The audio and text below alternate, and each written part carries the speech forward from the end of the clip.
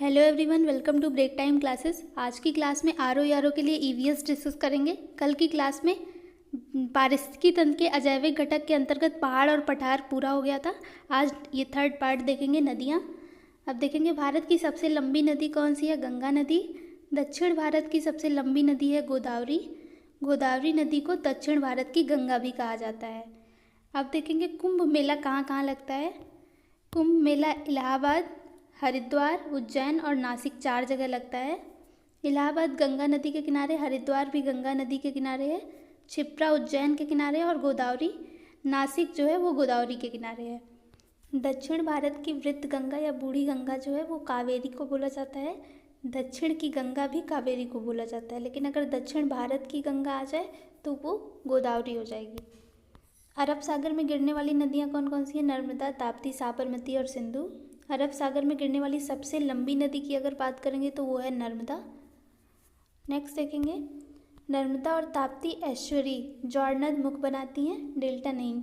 नर्मदा, ताप्ती और दामोदर भ्रंश घाटी से बहने वाली नदियां हैं। सिंधु, ब्रह्मपुत्र, सतलज नदी का उद्गम भारत में नहीं है, ये चाइना में निकलती है, तिब्बत के पठार से। आगे देखेंगे, ये बंगाल का शोक किसे कहते हैं? दामोदर नदी को। उड़ीसा का शोक महानदी को, बिहार का शोक कोसी नदी को और असम का शोक ब्रह्मपुत्र नदी को कहते हैं। उत्तर भारत का वरदान गंगा नदी और सबसे अधिक मार्ग परिवर्तन कोसी नदी करती है। अब देखेंगे झील, लेक्स। स्टडी ऑफ लेक्स कहलाता है लिम्नोलॉजी। भारत की सबसे बड़ी झील जो है वो चिल्का झील है, ये उड़ीसा में स्थित है। और भारत की सबसे बड़ी खारे पानी की झील भी चिल्का झील है। भारत की सबसे बड़ी मीठे पानी की झील वेम्बनाड झील है, ये केरल में स्थित है। भारत की सबसे खारी या फिर लवणता वाली झील सांभर झील है, ये राजस्थान में है। विश्व की सबसे बड़ी झील जो है वो कैस्पियन सागर है, ये एशिया कंटिनेंट में स्थित है। नेक्स्ट टॉपिक है डिजर्ट। भारत का सबसे बड़ा मरुस्थल कौन सा है? थार का मरुस्थल। ये कहाँ कहाँ तक फैला हुआ है? उत्तर पश्चिमी भारत और पाकिस्तान में फैला हुआ है। इसका एरिया 2,60,000 वर्ग किलोमीटर है। विश्व का सबसे बड़ा मरुस्थल क्या है? सहारा का मरुस्थल, ये अफ्रीका महाद्वीप में स्थित है। ये 10 देशों में फैला हुआ है और इसका एरिया जो है वो 84 लाख वर्ग किलोमीटर है। सर्वाधिक जनसंख्या घनत्व वाला मरुस्थल जो है वो थार का मरुस्थल है। विश्व में सबसे ज़्यादा जनसंख्या घनत्व थार के मरुस्थल में ही है, ये राजस्थान में स्थित है। नेक्स्ट देखेंगे डेल्टा। विश्व का सबसे बड़ा डेल्टा जो है वो सुंदरबन का डेल्टा, ये पश्चिम बंगाल में स्थित है। डेल्टा का निर्माण नदियों द्वारा लाए गए अवसादों से होता है। द्वीप देखेंगे, आइलैंड्स। भारत का सबसे बड़ा द्वीप जो है वो मध्य अंडमान द्वीप है। विश्व और भारत का सबसे बड़ा जनसंख्या वाला द्वीप सालसेट द्वीप है, मतलब सबसे ज़्यादा जनसंख्या की बात करेंगे तो वो सालसेट द्वीप की होगी, मुंबई शहर में स्थित है। भारत का सबसे बड़ा द्वीप समूह अगर बात करेंगे तो वो है अंडमान निकोबार द्वीप समूह। भारत और विश्व का सबसे बड़ा नदी द्वीप माजुली है, ये असम में स्थित है। ये ब्रह्मपुत्र नदी पर बना हुआ है। विश्व का सबसे बड़ा द्वीप जो है वो ग्रीनलैंड है। और मिसाइल प्रक्षेपण केंद्र कहाँ पे है? ये कलाम द्वीप पे स्थित है, ये है उड़ीसा में कलाम द्वीप। और उपग्रह प्रक्षेपण केंद्र की बात करेंगे तो ये आंध्र प्रदेश में है, श्रीहरिकोटा में। मैदान, फील्ड्स देखेंगे। विश्व का सबसे उपजाऊ मैदान है गंगा घाटी का मैदान। अब देखेंगे विश्व में घास के मैदान। प्रेयरी जो है वो संयुक्त राज्य अमेरिका में है, पंपास अर्जेंटीना में है, स्टेपी यूक्रेन में है, कंपोस्ट जो है ब्राज़ील में है, लानूस वेनेजुएला में है, सहारा अफ्रीका में है, वेल्ट जो है वो दक्षिण अफ्रीका में है और डाउन्स ऑस्ट्रेलिया में स्थित है। भारत में देखेंगे घास के मैदान इंपॉर्टेंट ये दो हैं, सोनमर्ग और गुलमर्ग, ये दोनों कहाँ पे हैं? जम्मू कश्मीर में। और बुग्याल जो है वो उत्तराखंड में। सोनमर्ग, गुलमर्ग जम्मू कश्मीर, बुग्याल उत्तराखंड। नेक्स्ट देखेंगे सॉइल, मिट्टी। नवीन जलोढ़ मिट्टी को खादर मिट्टी और पुरानी जलोढ़ मिट्टी को बांगर मिट्टी कहा जाता है। दोमट मिट्टी क्या होती है? जलोढ़ मिट्टी इसे बोलते हैं। भारत की सबसे उपजाऊ मिट्टी कौन सी है? दोमट मिट्टी, इसे जलोढ़ मिट्टी भी बोलते हैं। भारत में सर्वाधिक विस्तार किस मिट्टी का है? तो ये भी दोमट मिट्टी का है या फिर जलोढ़ मिट्टी का है। दोमट मिट्टी गेहूं, चना और मसूर आदि खाद्यान्न के लिए सर्वाधिक उपयुक्त है। देखेंगे दोमट मिट्टी का निर्माण नदियों के अवसादों से होता है। सेडिमेंट्स जो नदियाँ लेकर आती हैं उनसे दोमट मिट्टी का निर्माण होता है। दोमट का सर्वाधिक विस्तार कहाँ कहाँ है, किस स्टेट में? उत्तर प्रदेश, बिहार, पंजाब, हरियाणा और बंगाल में। उत्तर प्रदेश, बिहार, पंजाब, हरियाणा और बंगाल में दोमट मिट्टी का सर्वाधिक विस्तार है। नेक्स्ट देखेंगे काली मिट्टी। काली मिट्टी को रेगुर मिट्टी भी बोला जाता है। इसका निर्माण कैसे हुआ है? ज्वालामुखी के लावा से हुआ है। बेसाल्ट चट्टानों से काली मिट्टी का निर्माण हुआ है। ये कपास की खेती के लिए सर्वाधिक उपयुक्त मानी जाती है और इसका सर्वाधिक क्षेत्र जो है महाराष्ट्र में, मतलब महाराष्ट्र में कपास की खेती सबसे ज़्यादा की जाती है। लेटेराइट मिट्टी देखेंगे। लेटेराइट मिट्टी का निर्माण कैसे हुआ है? अधिक ताप एवं अधिक वर्षा से लेटेराइट मिट्टी का निर्माण होता है। इसमें रबड़, नारियल, मसाले और काजू की खेती की जाती है। अधिक ताप एवं अधिक वर्षा जहाँ होगी वहाँ लेटेराइट मिट्टी पाई जाएगी। यहाँ पर रबड़, नारियल, मसाले और काजू की खेती की जाती है। इसका सर्वाधिक विस्तार केरल में है। नेक्स्ट देखेंगे लाल मिट्टी। लाल मिट्टी कहाँ पाई जाएगी? जहाँ पर ताप अधिक होगा लेकिन वर्षा कम होगी, उस क्षेत्र में लाल मिट्टी पाई जाएगी। ताप अधिक और वर्षा कम। ये जो है ग्रेनाइट चट्टानों से बनी है। आयरन ऑक्साइड की अधिकता के कारण इसका रंग लाल होता है। आयरन ऑक्साइड याद रखेंगे। नेक्स्ट देखेंगे सर्वाधिक निर्माण इसका कहाँ है? तमिलनाडु में है। और पर्वतीय मिट्टी का विकास कहाँ कहाँ पे है? जम्मू कश्मीर में है, हिमाचल प्रदेश में, उत्तराखंड में और पूर्वोत्तर के राज्यों में, मतलब जहाँ जहाँ पर्वत पाए जाते हैं वहाँ वहाँ पर्वतीय मिट्टी का विस्तार है। नेक्स्ट देखेंगे पर्वतीय मिट्टी में कौन कौन सी फसल बोई जाती है? सेब मतलब क्या क्या पैदावार ज़्यादा होती है? सेब की, चाय की, केसर, ये सब सर्वाधिक होता है पर्वतीय मिट्टी में। भारतीय मिट्टी में नाइट्रोजन नामक वृहद तत्व का सर्वाधिक अभाव है। अगर मेजर एलिमेंट की बात करें तो नाइट्रोजन बहुत कम है भारतीय मिट्टी में, और अगर माइनर सूक्ष्म तत्व की बात करें, माइनर एलिमेंट की, तो जस्ता बहुत कम है भारतीय मिट्टी में। भारतीय मिट्टी के प्रकार कौन कौन से हैं? कैसी कैसी मिट्टियाँ भारत में पाई जाती हैं? वो दोमट या जलोढ़, काली मिट्टी, लैटेराइट मिट्टी, लाल मिट्टी, मरुस्थलीय मिट्टी, क्षारीय मिट्टी, पीठमय व जैव मिट्टी और वनीय मिट्टी। आगे देखेंगे नाइट्रोजन स्थिरीकरण। ये क्या होता है? दलहनी फसलों की जड़ों में नाइट्रोजन स्थिरीकरण का गुण पाया जाता है। जड़ों में कौन सा तत्व पाया जाता है? राइजोबियम नामक तत्व पाया जाता है। और दलहनी फसलें कौन कौन सी हैं? चना, मटर, मूंग, उड़द, मसूर आदि। धान की फसलों में नाइट्रोजन स्थिरीकरण के लिए नील हरित शैवाल एवं एजोला का प्रयोग किया जाता है। धान की फसल में नील हरित शैवाल और एजोला का यूज़ होता है नाइट्रोजन स्थिरीकरण के लिए। गेहूं जैसे खाद्यान्न फसलों में नाइट्रोजन स्थिरीकरण के लिए किसका यूज़ होता है? एजेटोबैक्टर का यूज़ होता है। अब नेक्स्ट देखेंगे फास्फोरस स्थिरीकरण देखेंगे। फसलों में फास्फोरस स्थिरीकरण के लिए क्या आवश्यक है? माइकोरजा ये जिम्मेदार है। ये कवक और शैवाल से मिलकर बना होता है। कार्बनिक खाद क्या होती है? गोबर की खाद और सड़ी गली घास फूस से बनी खाद जो है कार्बनिक खाद कहलाती है। हरी खाद क्या होती है? सनई, उड़द, मूंग आदि से बनी खाद जो है वो हरी खाद कहलाती है। जैविक खाद क्या होती है? ये नील हरित शैवाल, माइकोराइजा और एजोला जैविक खाद के अंतर्गत आते हैं, मतलब ये इनसे बनी होती है। सिक्किम में पूर्ण रूप से जैविक खाद का यूज़ होता है। वायुमंडल देखेंगे। वायुमंडल में सर्वाधिक गैस कौन सी होती है? नाइट्रोजन 78%, ऑक्सीजन 20.96% और ऑर्गन 0.93% और कार्बन डाइऑक्साइड 0.03%। वायुमंडल की परतें कौन कौन सी हैं?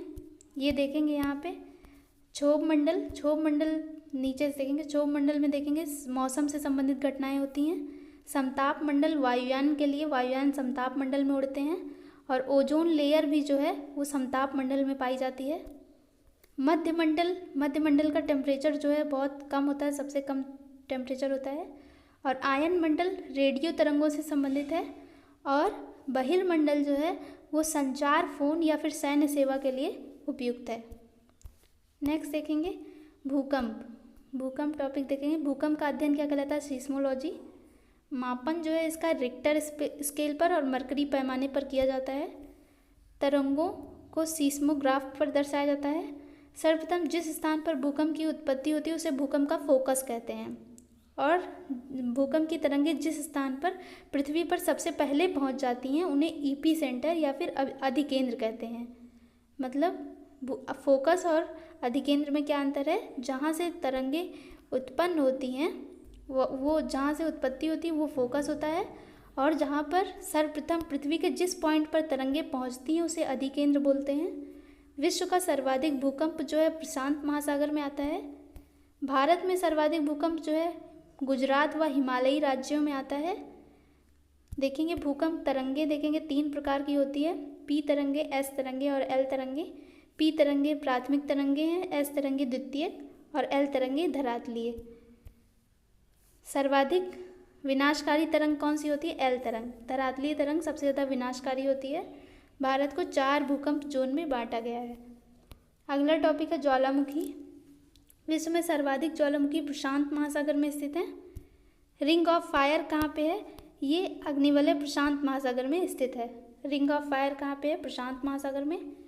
स्ट्रोम्बोली इटली का ज्वालामुखी इटली के ज्वालामुखी स्ट्रोम्बोली को भूमध्य सागर का प्रकाश स्तंभ बोलते हैं। अगर भारत की बात करते हैं तो भारत में ज्वालामुखी जो हैं अंडमान निकोबार द्वीप समूह में पाए जाते हैं। यहाँ पे 2 ज्वालामुखी हैं, एक सक्रिय एक सुषुप्त है। बैरन ज्वालामुखी जो है एकमात्र सक्रिय ज्वालामुखी है भारत का, और नारकोंडम ज्वालामुखी जो है वो सुषुप्त ज्वालामुखी है। सागर और महासागर के बारे में देख लेंगे। लाल सागर की और या फिर स्वेज नहर ये किसको जोड़ता है? एशिया महाद्वीप और अफ्रीका महाद्वीप को जोड़ता है, मतलब या फिर बोलेंगे अलग करता है। बेरिंग सागर जो है एशिया व उत्तरी अमेरिका को अलग करता है। बेरिंग सागर एशिया व उत्तरी अमेरिका को अलग करता है। भूमध्य सागर जो है यूरोप को अफ्रीका से अलग करता है, यूरोप को अफ्रीका से।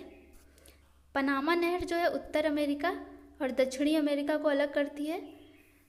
विश्व की सबसे लंबी नहर है स्वेज नहर, और भारत की बात करेंगे तो भारत की सबसे लंबी नहर है इंदिरा गांधी नहर। अगला टॉपिक है कार्बनिक एवं अकार्बनिक तत्व। कार्बोहाइड्रेट देखेंगे शरीर को ऊर्जा प्रदान करता है। ये सर्वाधिक मक्का में पाया जाता है कार्बोहाइड्रेट। कार्बोहाइड्रेट के स्रोत क्या क्या हैं? ग्लूकोज, माल्टोज, लैक्टोज, और ये कहाँ कहाँ से मिलते हैं ये भी देख लेंगे। अंगूर एवं खाद्यान्न में क्या मिलता है? ग्लूकोज मिलता है। माल्टोज अंकुरित अनाज से मिलता है, अंकुरित अनाज से क्या मिलता है? माल्टोज मिलता है। लैक्टोज जो है दूध से प्राप्त होता है। फ्रक्टोज फलों से मिलता है, और सुक्रोज गन्ने से मिलता है।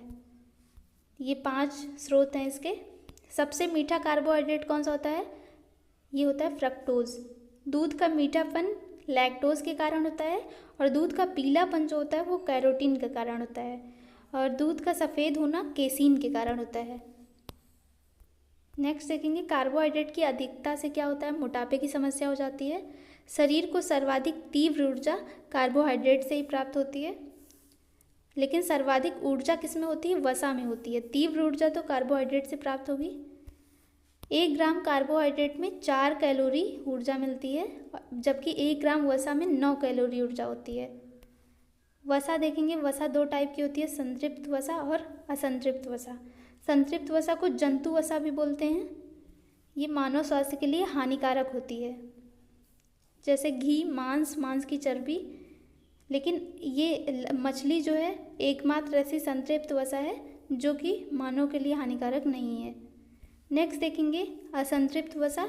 असंतृप्त वसा को वनस्पति वसा भी कहा जाता है। ये मानव स्वास्थ्य के लिए लाभप्रद होती है। जैसे एग्जाम्पल देखेंगे सूरजमुखी का तेल, सरसों का तेल, अलसी, सोयाबीन, मूंगफली का तेल, ये सब जो है असंतृप्त वसा के उदाहरण हैं।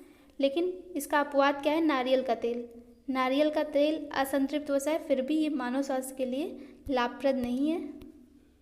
नेक्स्ट देखेंगे वसा की अधिकता से एथेरोक्लेरोसिस नामक रोग हो जाता है।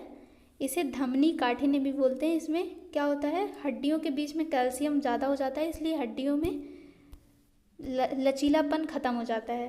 प्रोटीन के बारे में देखेंगे। नेक्स्ट है ये शरीर के निर्माण में मदद करता है। प्रोटीन की कमी से वाशिकोर या मेरास्मस नामक रोग हो जाता है। सर्वाधिक प्रोटीन जो है वो सोयाबीन में पाया जाता है। ये रोग याद रखेंगे, वाशिकोर, मेरास्मस। अन्य स्रोत क्या हैं? मछली, मांस, अंडा, दूध आदि। अब देखेंगे विटामिन। अगला विटामिन की खोजकर्ता कौन है? फंक हैं। विटामिन 2 प्रकार के होते हैं, जल में घुलनशील विटामिन और वसा में घुलनशील विटामिन। विटामिन बी और सी जो हैं वो जल में घुलनशील हैं, बाकी जितने विटामिन है ए, डी, ई के सारे वसा में घुलनशील विटामिन होते हैं। विटामिन ए देखेंगे, विटामिन ए का वैज्ञानिक नाम है रेटिनॉल। इससे रोग होता है, इसकी कमी से रतौंधी और जेरोप्थेल्मिया नामक रोग हो जाता है। इसके मुख्य स्रोत क्या हैं? गाजर, मछली, अंडा, दूध, हरी सब्जियां, गोल्डन राइस आदि। विटामिन ए को संक्रमण रोधी विटामिन भी कहा जाता है। नेक्स्ट देखेंगे विटामिन B1, इसका वैज्ञानिक नाम है थायमीन। इसकी कमी से बेरी नामक रोग हो जाता है।